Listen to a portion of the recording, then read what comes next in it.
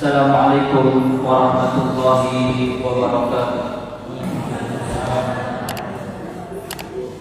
Innal hamdalillah nahmaduhu wa nasta'inuhu wa nastaghfiruh wa na'udzu billahi min shururi anfusina wa sayyiati a'malina. Man yahdihillahu fala mudilla lahu wa man yudlil fala hadiya lahu. Asyhadu an la ilaha illallah wahdahu la syarika lahu wa asyhadu anna Muhammadan 'abduhu wa rasuluhu la nabiyya ba'dahu. Ya ayyuhalladzina amanu taqullaha haqqa tuqatih wa la tamutunna illa wa antum muslimun. Ya ayyuhan nasu taqu rabbakum alladzi khalaqakum min nafsin wahidah wa khalaqa minha zawjaha wa bassa minhuma rijalan katsiran wa nisaa'a wattaqullaha alladzi tasaaluna bihi wal arham innallaha kana 'alaikum raqiba. Ya ayyuhalladzina amanu taqullaha wa qulu qawlan sadida yuslih lakum a'malakum wa yaghfir lakum dhunubakum wa man yuti'illaha wa rasulahu faqad faza fawzan 'azima. Fa inna asdaqal hadithi kitabullah wa khairal hadi Muhammadin sallallahu alaihi wasallam wa syarral umuri muhdatsatuha wa kullu muhdatsatin fid dini bid'ah wa kullu bid'atin dhalalah wa kullu dhalalatin fin nari thumma amma ba'd. Ma'asyiral jamaah rahimani wa rahimakumullahu ajma'in. Pertama-tama sudah sepatutnya kita untuk senantiasa bersyukur, memuja dan memuji Allah Subhanahu wa taala atas seluruh nikmat yang telah Allah Subhanahu wa taala karuniakan kepada kita. Yang mana alhamdulillah hingga detik ini Allah Subhanahu wa taala masih memberikan kita nikmat Islam, nikmat iman. Kemudian Allah Subhanahu wa taala juga memberikan kita nikmat kesehatan, nikmat waktu luang. Juga Allah Subhanahu wa taala bimbing langkah kita untuk menghadiri salat maghrib secara berjamaah. Kemudian kita lanjutkan dengan duduk di majlis ilmu. Yang mana ini semua adalah nikmat dari Allah Subhanahu wa taala yang wajib untuk senantiasa kita syukuri. Kemudian salawat dan salam tak lupa kita tujukan kepada Rasulullah sallallahu alaihi wasallam. Beliau adalah nabi yang tidak ada lagi nabi setelahnya. Kemudian beliau juga adalah nabi yang diutus oleh Allah Subhanahu wa taala sebagai rahmatan lil alamin, pembawa rahmat untuk alam semesta ini. Yang mana kita yang mengaku sebagai umat beliau sallallahu alaihi wasallam sudah sepatutnya bagi kita untuk senantiasa memperbanyak salawat kepada beliau sallallahu alaihi wasallam.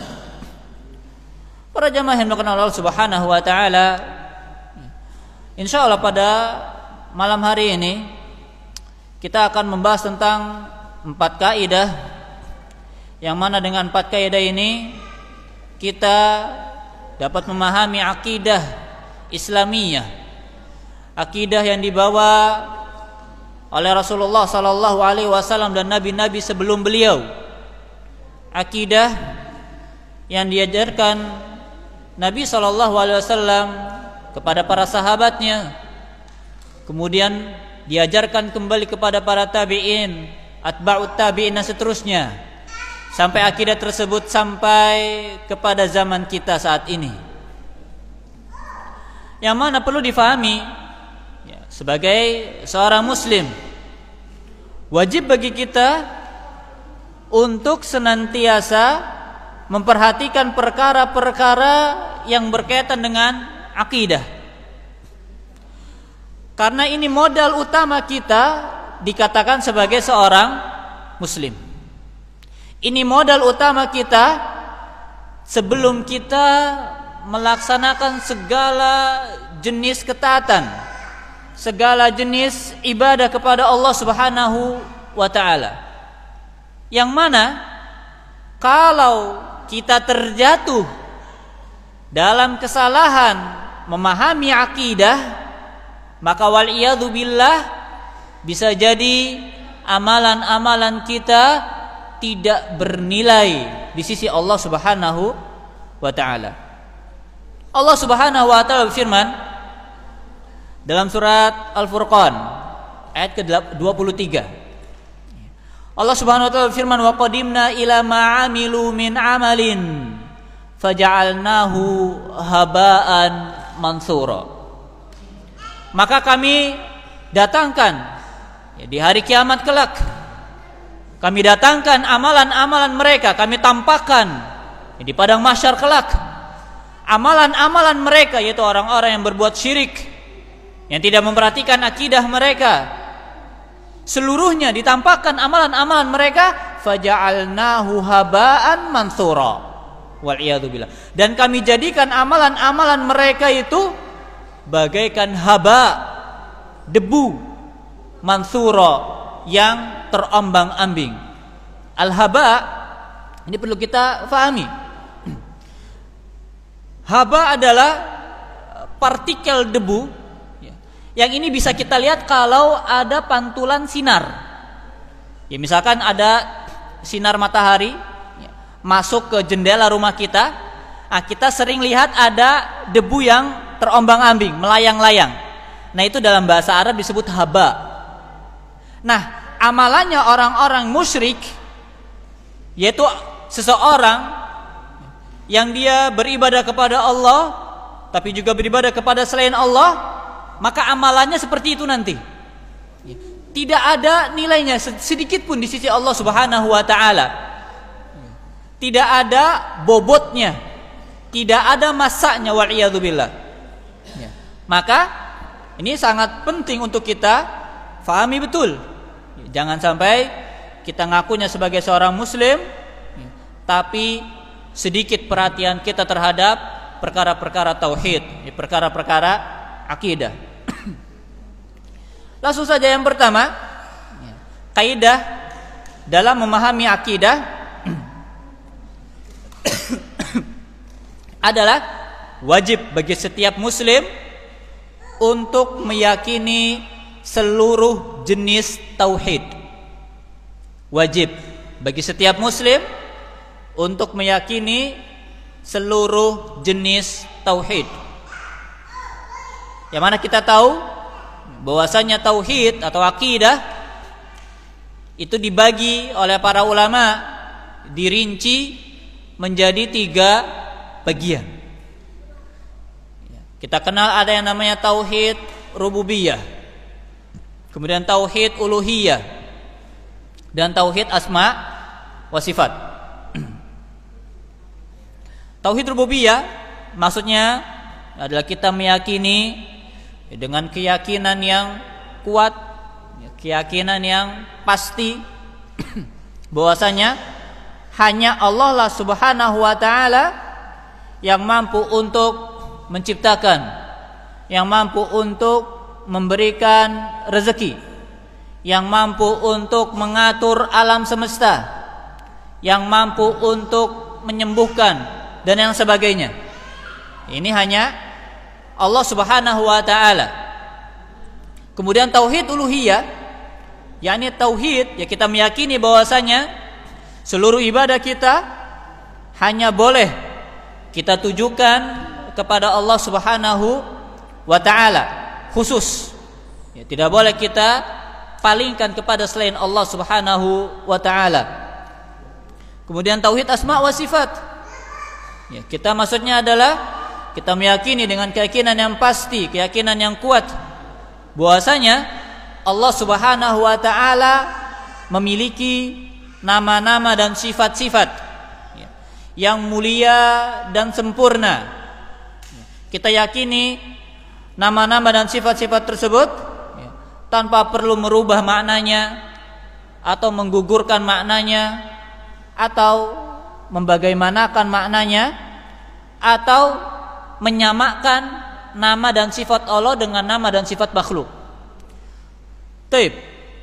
Kemudian para jamaah yang dilakukan Allah Subhanahu wa taala, Perlu kita pahami pula bahwasanya pembagian tauhid menjadi 3 ini bukanlah perkara yang menyelisih syariat Islam. Ya, karena ada sebagian kaum muslimin yang mereka memahami bahwasanya tatkala tauhid dibagi menjadi 3, ini sama seperti trinitasnya orang-orang Nasrani. Yang mana mereka membagi Tuhan itu menjadi 3. Ini akidahnya orang-orang Nasrani, ya, Tuhan Bapa, kemudian Tuhan Anak dan Roh Kudus. Nah, mereka memahami bahwasanya pembagian tauhid menjadi 3 sama seperti trinitasnya orang-orang Nasrani, padahal tidak demikian. Para ulama membagi tauhid menjadi 3 semata-mata hanya agar memudahkan kaum muslimin untuk memahami tauhid yang benar. Ulangi, para ulama membagi tauhid menjadi 3 semata-mata hanya untuk mempermudah kaum muslimin memahami tauhid secara benar.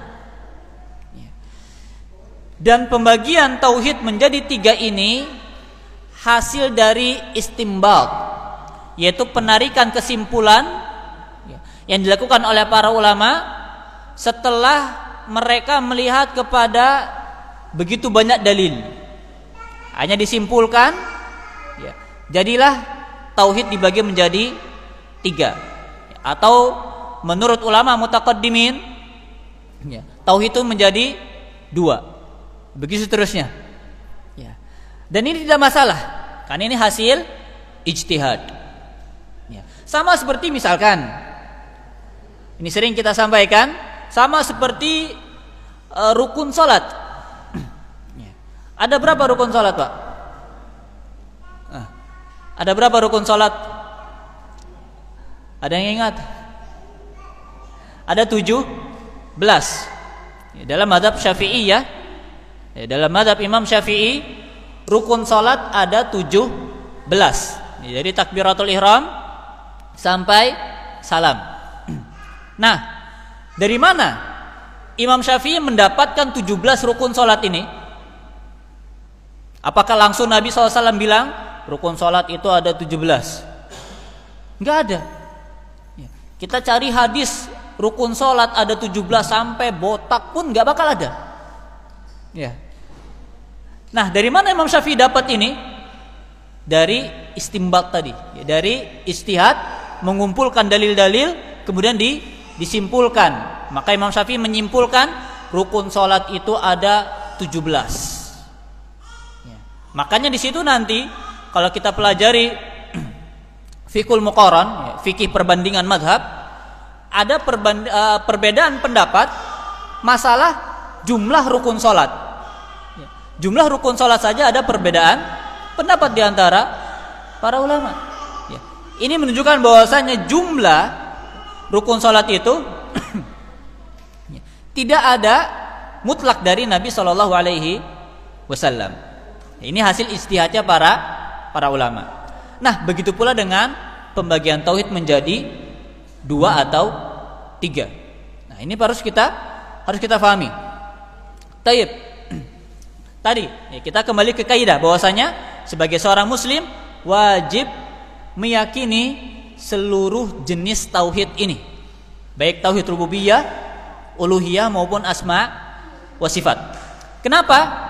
Karena sejatinya memang kalau mau dicap sebagai muslim harus meyakini 3 tauhid ini.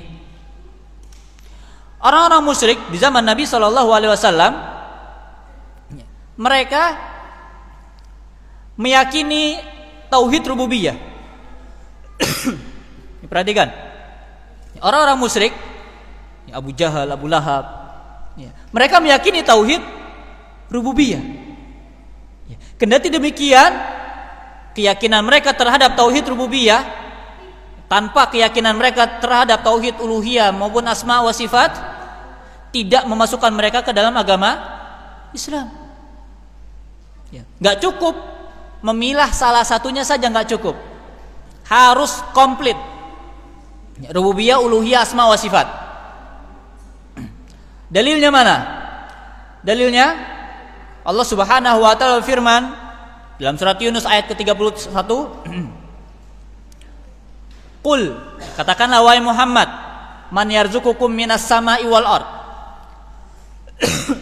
Katakanlah wahai Muhammad kepada orang-orang Quraisy, siapa yang memberikan kalian rizki dari langit dan bumi? Amman yamliku sam'a wal absar, atau siapa yang memberikan kalian pendengaran dan penglihatan? Wa man yukhrijul hayya minal mayyiti wa yukhrijul mayyita minal hayy, atau siapa yang dapat membangkitkan yang mati atau mematikan yang hidup? Wa man yudabbirul amr, dan siapa yang dapat mengatur segala urusan di alam semesta ini? Fasayaqulunallah, maka niscaya mereka orang-orang Quraisy, orang-orang musyrik, mereka akan dengan lantang, dengan yakin berkata, yang dapat melakukan itu semua hanyalah Allah Subhanahu wa ta'ala. Tauhid rububiyah, memberikan rezeki, menciptakan, mengatur, menghidupkan, mematikan, ini tauhid rububiyah. Orang-orang Quraisy meyakini tauhid rububiyah.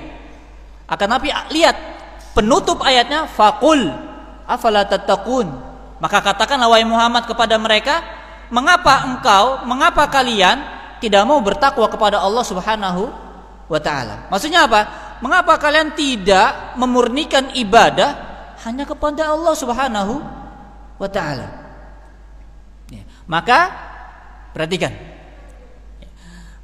kita tekankan, bagi seorang muslim wajib meyakini seluruh jenis tauhid tadi, baik itu rububiyah, uluhiyah maupun asma wa sifat.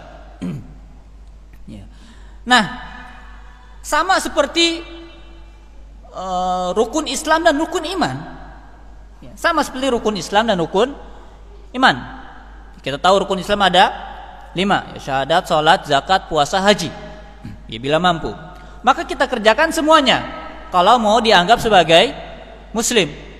Jangan ngakunya muslim tapi misalkan salatnya bolong-bolong, puasanya bolong-bolong, ya. Kemudian hajinya padahal mampu tapi tidak melaksanakan haji. Nah, ini perlu dipertanyakan keislamannya. Karena yang namanya Islam itu melaksanakan 5 rukun ini, syahadat, salat, zakat, puasa, haji bila mampu. Begitu pula dengan rukun iman. Iman kepada Allah, iman kepada malaikat, iman kepada kitab-kitab, iman kepada rasul-rasul, iman kepada hari kiamat, dan iman kepada takdir yang baik maupun yang buruk. Nah, maka tidak bisa kita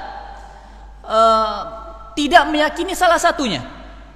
Contoh misalkan dalam pembahasan iman kepada nabi dan rasul, ini harus kita yakini bahwasanya Allah Subhanahu wa ta'ala telah mengutus dari manusia seorang laki-laki sebagai pemberi berita gembira dan pemberi peringatan untuk manusia. Dan di antara orang-orang tersebut ada yang diketahui namanya, ada yang tidak diketahui namanya. Nah, yang tidak kita ketahui namanya tetap wajib kita imani. Contoh misalkan di antara nabi Bani Israel yang mungkin jarang kita dengar, mereka punya nabi namanya Nabi Daniel atau Danil. Nah, ini wajib kita imani meskipun tidak bisa kita kumpulkan bagaimana kisah Nabi Daniel. Ya kan, kita nggak temukan redaksinya, tapi ada redaksinya bahwa di antara nabi Bani Israel adalah Nabi Daniel. Atau siapa lagi? Samuel. Di antara nabi-nabi Bani Israel, Haskiel. Apalagi Sam'un, atau di Indonesia dikenal dengan Samson. Ini nama nabi. Ya, ini wajib kita imani. Meskipun kita tidak tahu menahu tentang orangnya, personalnya, tapi tetap wajib kita imani. Maka barang siapa yang tidak beriman kepada salah satu dari nabi-nabi Allah Subhanahu wa taala, maka dia bukan muslim. Dia misalkan beriman kepada 25 nabi saja. Saya hanya mau meyakini beriman kepada 25 nabi yang tercantum dari Nabi Adam sampai Nabi Muhammad. Siapa itu Nabi Daniel, saya tidak beriman. Siapa itu Nabi Samuel, saya tidak beriman. Maka dia tidak bisa dianggap sebagai muslim. Nah, ini konsekuensinya. Ya, harus menyeluruh. Ya, harus menyeluruh. Tapi ini yang pertama. Ya, sebagai seorang muslim harus yakin ya, dengan seluruh jenis tauhid. Yang kedua, jangan beralasan seperti alasannya orang-orang musyrik zaman dulu. Jangan beralasan seperti alasannya orang-orang musyrik di zaman dahulu.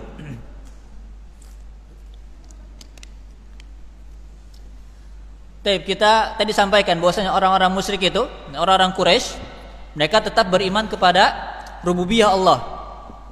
Ya, kekuasaan Allah mereka beriman. Ya, Allah lah yang memberi rizki, mengatur alam semesta, menyembuhkan dan seterusnya. Ya. Tapi masalah ibadah, ya, mereka malah beribadah kepada patung-patung, berhala-berhala. Ya, kita kenal ada sekitar 360 patung di sekitaran Ka'bah.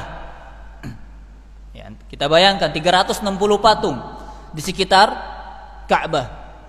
Yang mana patung-patung ini dihancurkan setelah peristiwa Fathu Makkah.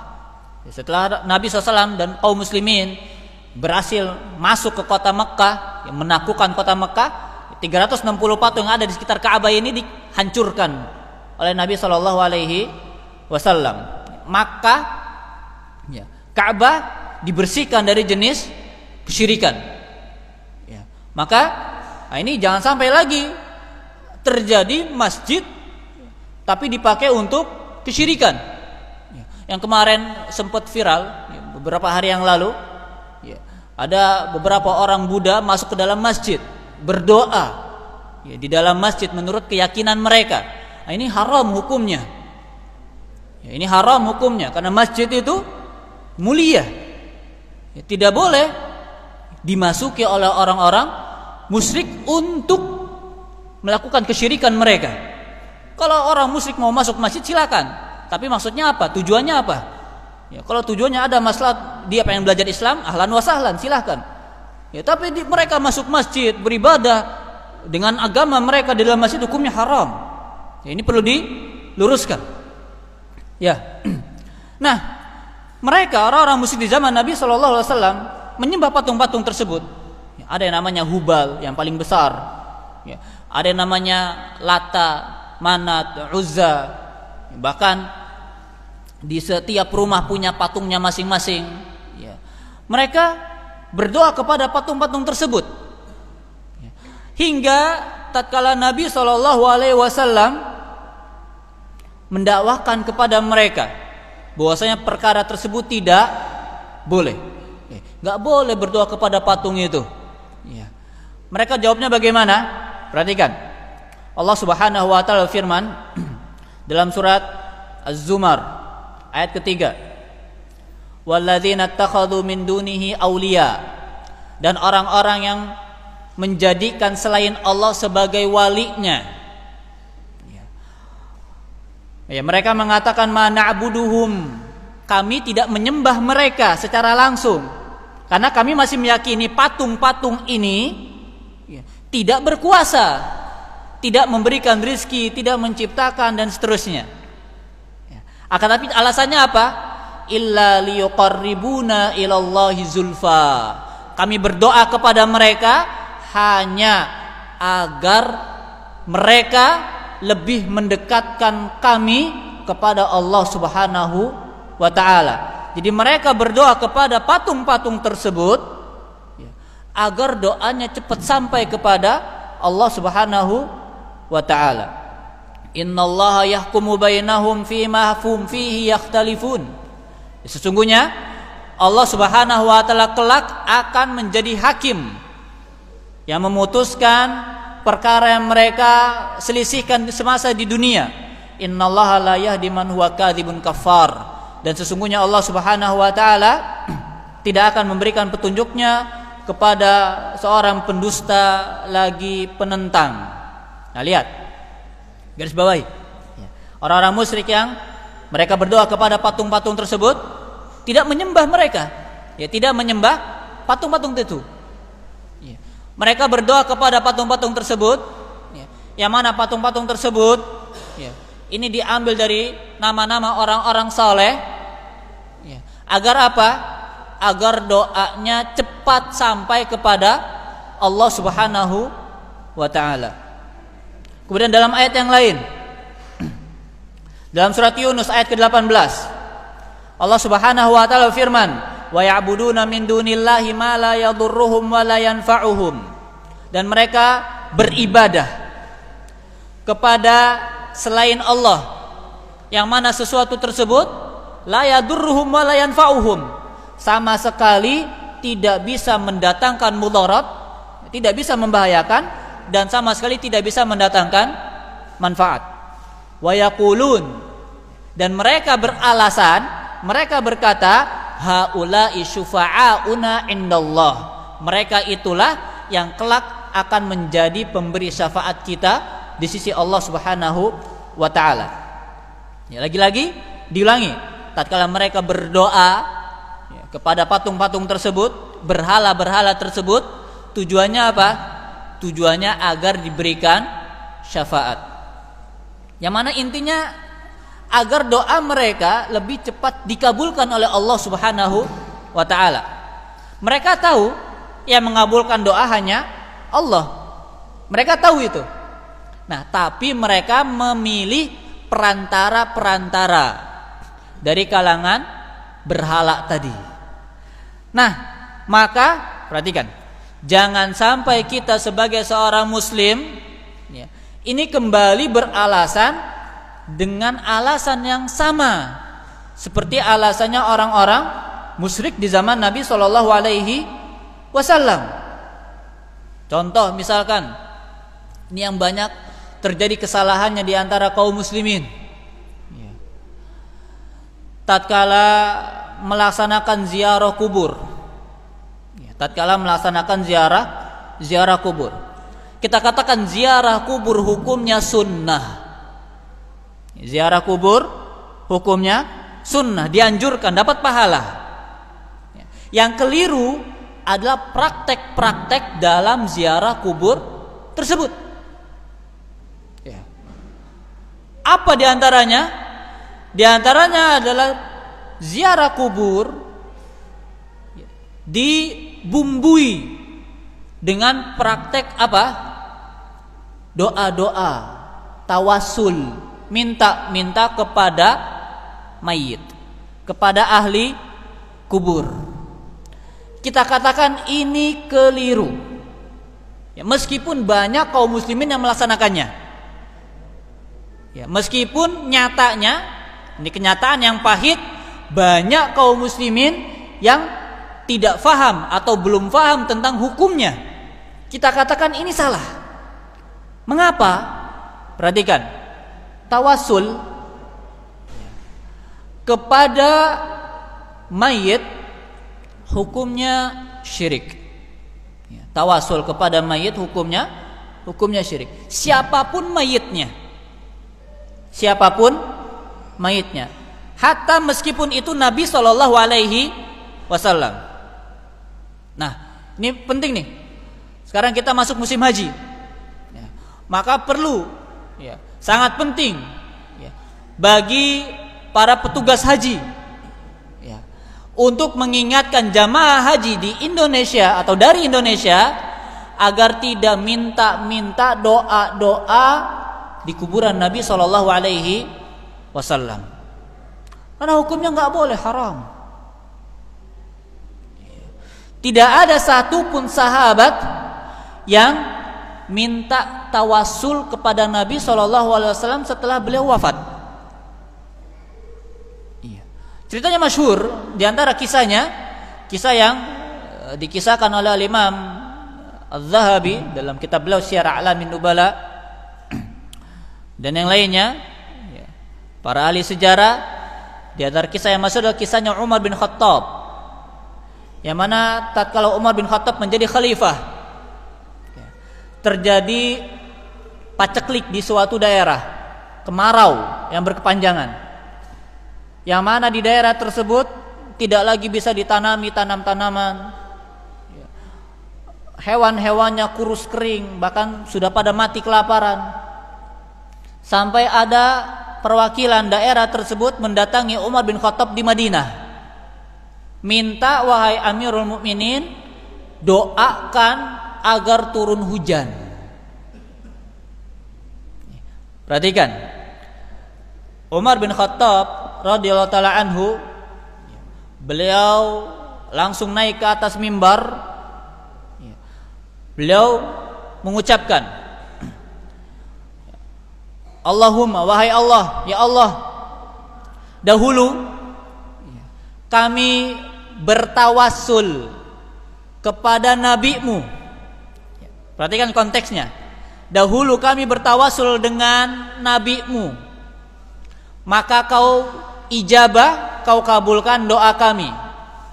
Akan tetapi nabi-Mu saat ini sudah wafat, maka kami bertawassul dengan paman nabi-Mu, maka kabulkanlah doa kami. Kemudian Umar bin Khattab memerintahkan Abbas bin Abdul Muttalib, paman Nabi SAW, ya Abbas, kum fad'u lana, wahai Abbas, berdirilah, berdoalah untuk kami. Perhatikan, ya. Umar bin Khattab tidak bertawasul dengan Nabi SAW sepeninggal beliau. Ya. Beliau alihkan tawasulnya kepada siapa? Paman Nabi yang masih hidup saat itu, Abbas bin Abdul Muttalib, masih hidup. Kenapa? Karena seluruh sahabat memahami tidak boleh bertawasul dengan mayit, siapapun mayitnya. Makanya kalau kita cari sejarah, nggak ada sahabat yang minta kepada Nabi SAW. Ini Nabi yang kita yakini jasad para nabi tidak akan rusak. Jasad para nabi tidak akan rusak. Yang kita yakini, Nabi SAW masih sering mendapatkan kabar dari malaikat tentang orang-orang yang bersalawat kepada beliau. Kita tatkala bersalawat, disampaikan oleh para malaikat salawat kita kepada Nabi SAW di kuburan beliau. Kendati demikian, tidak ada satupun sahabat yang bertawasul kepada Nabi SAW. Maka ini perlu difahami. Apalagi yang selain Nabi. Gitu. Dan faktanya, malah yang terjadi di lapangan tidak sedikit yang akhirnya kuburan dijadikan lahan bisnis.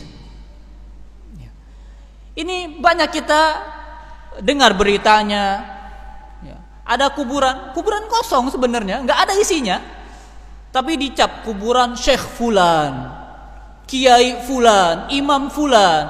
Padahal ini nggak ada, kosong isinya, cuma dibikin gundukan saja, cuma dibangun kijing saja, kemudian dinamakan dengan Syekh Fulan, Imam Fulan, kemudian dijadikan bisnis, masuk kuburan bayar.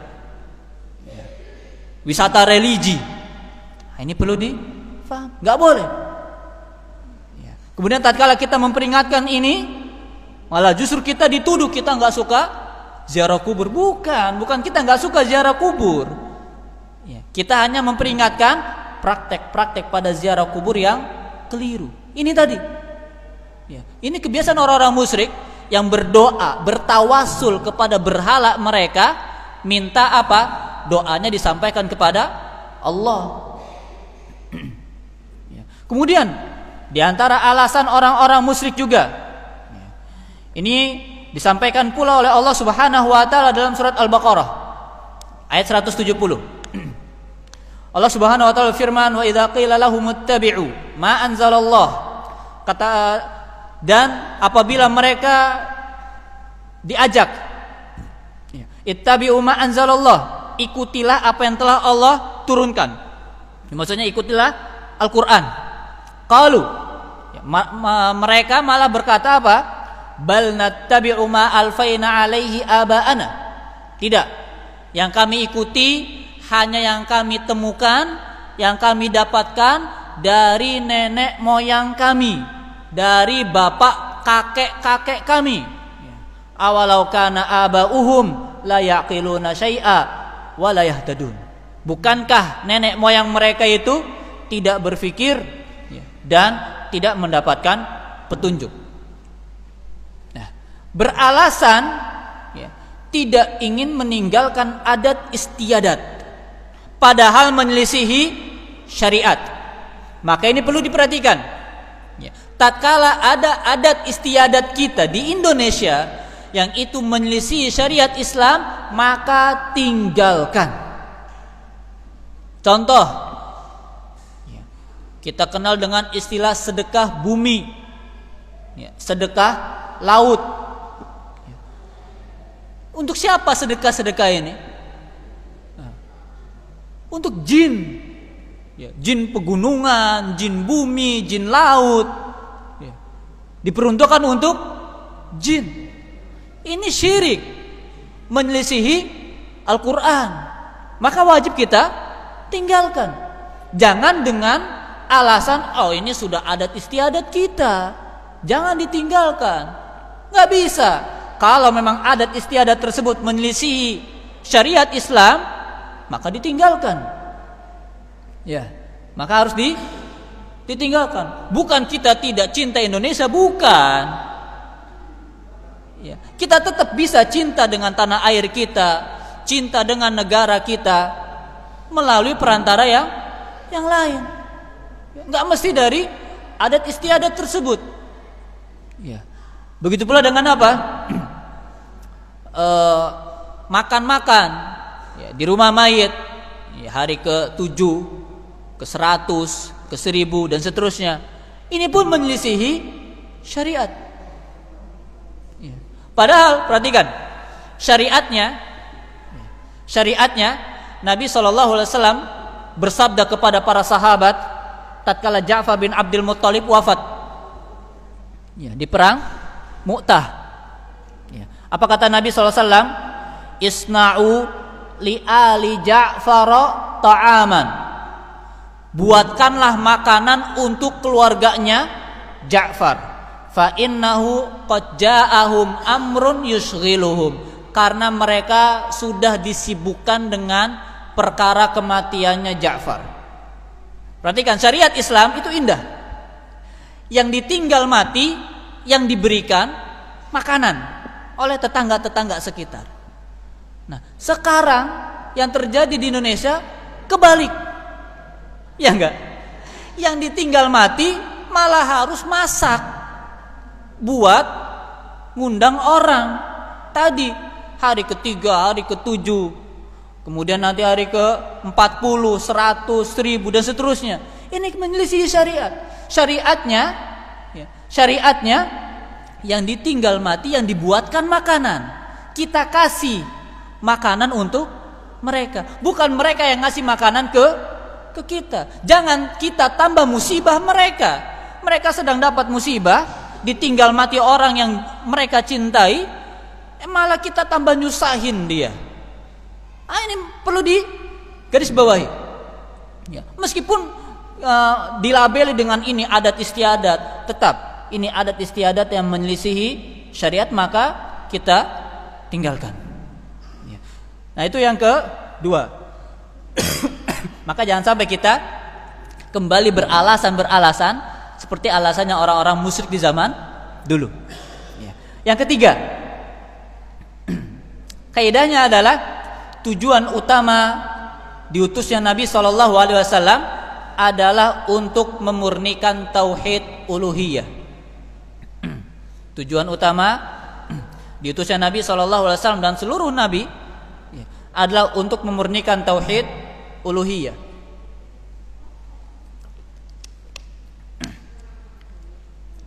Tatkala Nabi SAW diutus oleh Allah Subhanahu wa Ta'ala, manusia di zaman tersebut nyembahnya udah macam-macam. Ada yang nyembah tadi berhala. Berhala itu ada yang terbuat dari batu, terbuat dari kayu, bahkan terbuat dari roti. Jadi mereka bikin roti, mereka bentuk sedemikian rupa, kemudian mereka sembah. Habis mereka sembah, mereka makan. Ini orang Quraisy zaman dulu. Kemudian ada juga yang menyembah pohon. Mereka keramatkan pohon ada. Kemudian mereka juga ada menyembah matahari, bulan, awan, malaikat, nabi, macam-macam pokoknya. Kemudian diutuslah Nabi SAW membawa risalah bahwasanya ibadah itu hanya untuk Allah Subhanahu wa Ta'ala. Makanya zaman tatkala sebelum diutusnya Nabi SAW disebut zaman apa? Jahiliyah. Zaman kebodohan. Kenapa disebut zaman kebodohan atau zaman jahiliyah? Alasannya adalah karena di zaman tersebut manusia yang diberikan akal oleh Allah Subhanahu wa Ta'ala akan tetapi tidak mempergunakan akal mereka untuk berpikir. Malah mereka menyembah kepada zat-zat, benda-benda yang tadi kata Allah apa? La yadurruhum wa la yanfa'uhum. Tidak bisa mendatangkan mudarat, tidak bisa mendatangkan manfaat. Ini akalnya di mana? Kan begitu. Makanya disebut zaman jahiliyah, zaman kebodohan. Yang mana pada zaman tersebut manusia diberikan akal tapi tidak menggunakan akalnya. Malah tadi bersandar kepada tradisi nenek moyang, bersandar kepada pemahaman mereka yang keliru dan seterusnya. Maka perlu kita pahami. Nah, sekarang mengapa mereka melakukan yang demikian? Mengapa mereka banyak menyembah kepada patung, kepada pohon, matahari, malaikat, nabi? Alasannya adalah karena mereka tidak memahami konsep ibadah. Ini alasannya. Karena mereka tidak memahami konsep ibadah. Maka kita harus paham dulu konsep ibadah itu apa. Nah, ibadah secara bahasa adalah al-khudu'u wat tadhallul. Merendah dan tunduk patuh. Ini ibadah secara bahasa. Merendahkan diri kita dan tunduk patuh kepada yang kita ibadahi.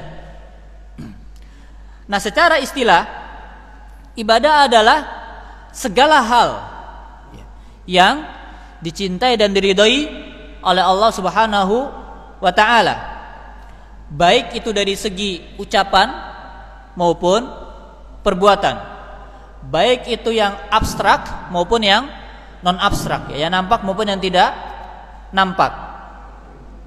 Kita pahami ini ya.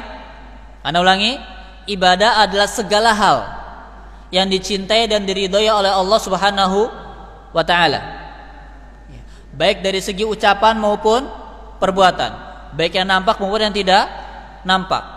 Taib. Kalau begitu, setelah kita memahami konsep ibadah ini, maka kita akan lebih mudah memurnikan ibadah hanya kepada Allah Subhanahu wa Ta'ala. Artinya apa? Tatkala kita berdoa, siapa yang kita doakan? Atau kepada siapa kita berdoa? Berarti hanya kepada Allah Subhanahu wa Ta'ala, bukan kepada yang lainnya. tatkala kita kurban. Nah, sebentar lagi kita juga akan melaksanakan ibadah kurban. Untuk siapa kita berkurban? Hanya untuk Allah Subhanahu wa ta'ala. Tidak boleh kita menyembelih untuk selain Allah. Ya, tadi sedekah bumi, sedekah laut nggak boleh. Ya, haram hukumnya. Ya. Kemudian kita salat hanya untuk Allah. Ya, dan segala jenis ibadah. Ya, atau perkataan. Ya, kita jujur hanya sebagai bentuk tunduk patuh kita kepada Allah Subhanahu wa ta'ala. Kemudian kita mencintai, ya, kita dasari cinta kita kepada Allah Subhanahu wa ta'ala, dan begitu seterusnya.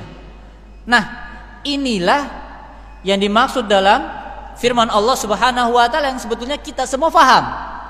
Ya, kita semua sudah hafal ayat ini. Ya, cuman mungkin karena sering dibaca, jadi maknanya kabur begitu saja. Ya. Ayat apa itu? Ya, ini ayat dalam surat Al-Fatihah yang selalu kita baca, iyyaka na'budu wa iyyaka nasta'in. Ya Allah, hanya kepadamulah kami beribadah, hanya kepadamulah kami meminta pertolongan. Artinya apa? Kita tidak beribadah kepada selain Allah. Kita juga tidak memohon pertolongan kepada selain Allah. Ya, tatkala kita merasa butuh bantuan, maka minta dulu sama Allah, baru minta sama makhluk. Ya, kita butuh apa sih? Ya, kita butuh rezeki yang lancar, minta dulu sama Allah. Ya, kita lagi sakit, pengen sembuh, minta dulu kesembuhan kepada Allah, baru berobat. Ini yang benar. Ya, minta dulu kesembuhan kepada Allah, baru berobat, baru minum obat, kan begitu. Ya, begitu seterusnya. Ya, kita minta dulu sama Allah, baru minta kepada makhluk. Jangan kita dahulukan makhluk sebelum kita meminta Allah Subhanahu wa ta'ala. Nah, kemudian maka dari sini kita juga fahami bahwasanya segala tindak tanduk kita, ya, segala gerak gerik kita bisa bernilai ibadah, asalkan kita niatkan untuk Allah. Ya, segala tindak tanduk kita tidur bisa bernilai ibadah kalau kita niatkan untuk Allah. Kita jalan pulang, ya, dari masjid ke rumah bisa bernilai ibadah kalau kita niatkan untuk Allah. Kita kerja, berangkat pagi, pulang sore atau malam, bernilai ibadah kalau kita niatkan untuk Allah Subhanahu wa ta'ala. Artinya apa?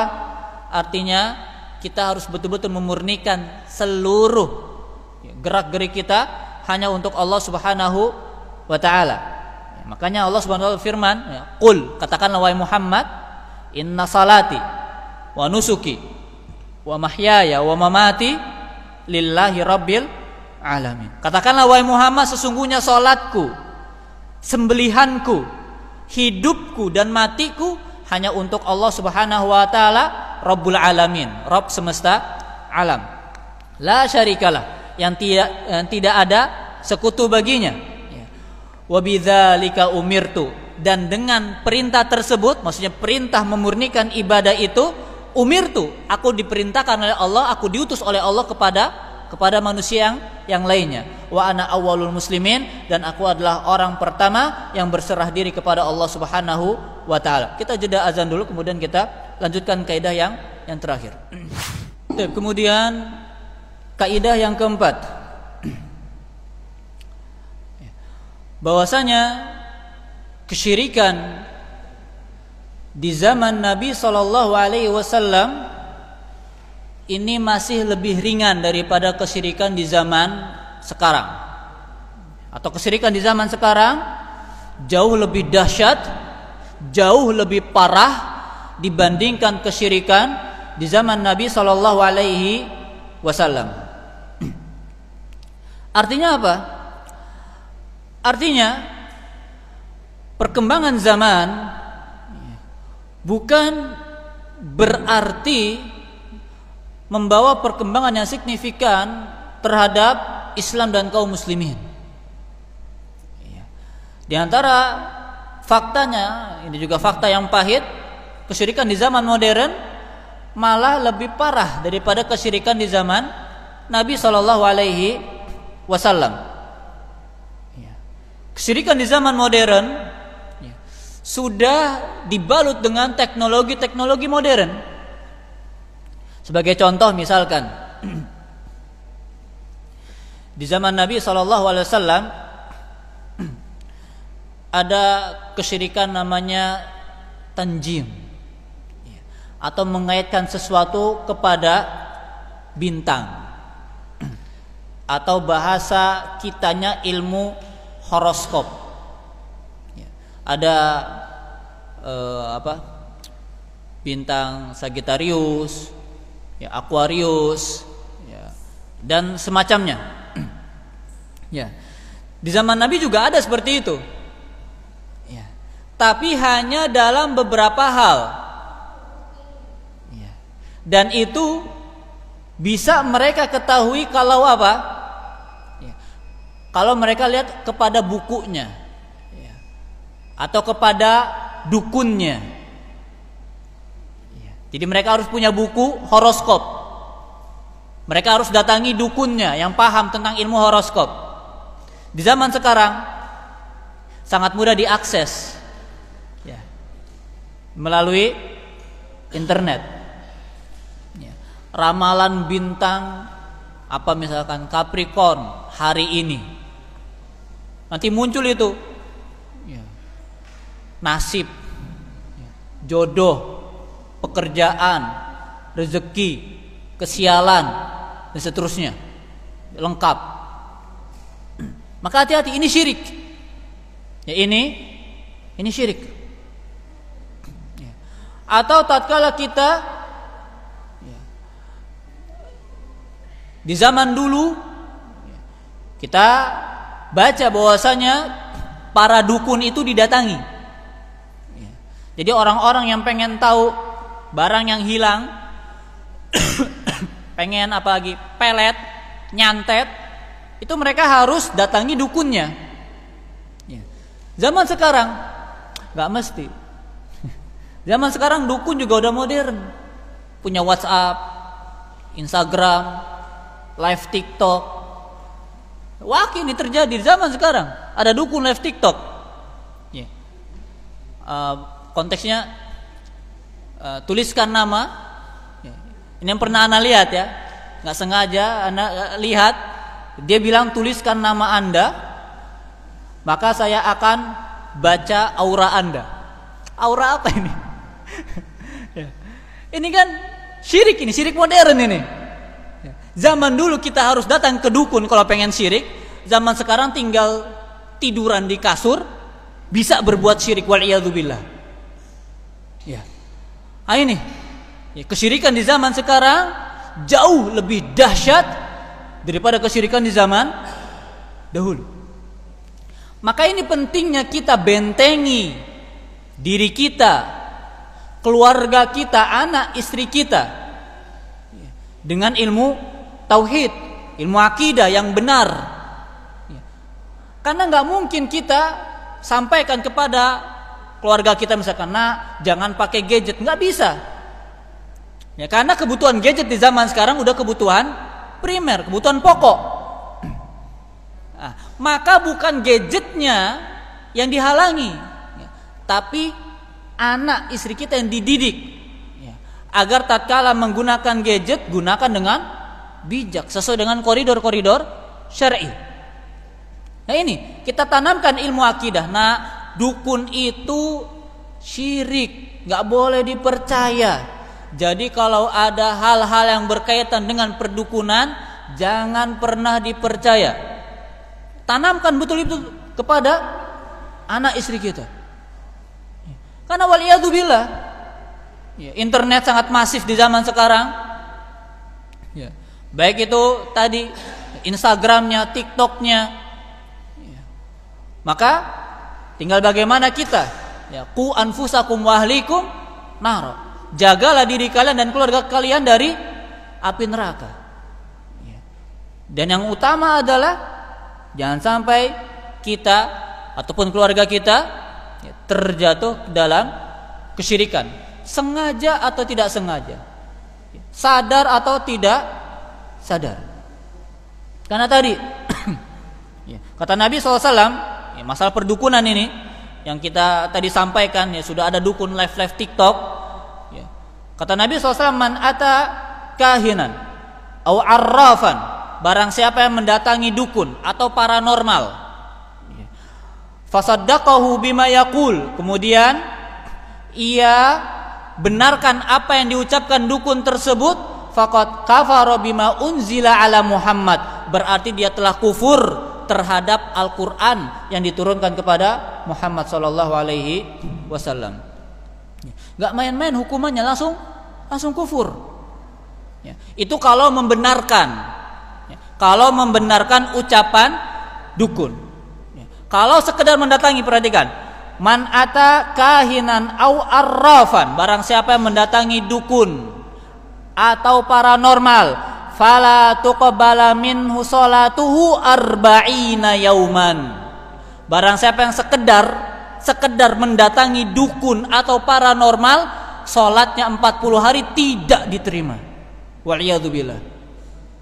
Zaman dulu mendatangi, zaman sekarang tinggal scroll bisa termasuk ke dalam hadis ini.